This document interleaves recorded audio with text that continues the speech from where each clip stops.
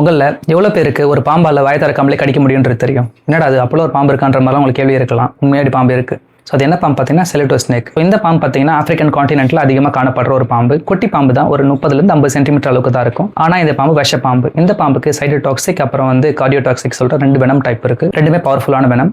இந்த பாம்புகளில் பொசுரியல் ஸ்னேக்னு சொல்லலாம். பொசுரியல் ஸ்னேக்னா என்னன்னு பார்த்தீங்கன்னா பூமிக்கு அடியிலே அது வாழ்நாள் அதிகமாக கழிச்சிடும்.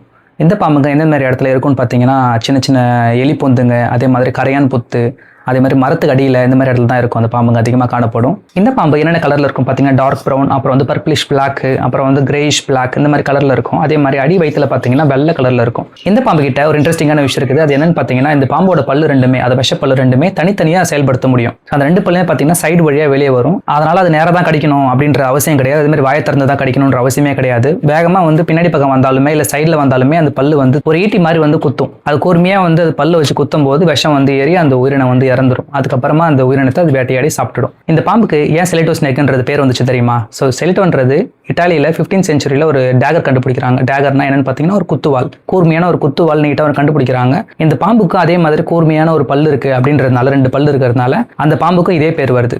இந்த வீடியோ உங்களுக்கு பிடிச்சிருந்ததுன்னா ஃப்ரெண்ட்ஸ் அண்ட் ஃபேமிலிக்கு ஷேர் பண்ணுங்க. இந்த மாதிரி இன்ட்ரெஸ்டிங் வீடியோஸ் வேணும்னா என்னோட யூடியூப் சேனலை சப்ஸ்கிரைப் பண்ணி வச்சுக்கோங்க. தேங்க்யூ.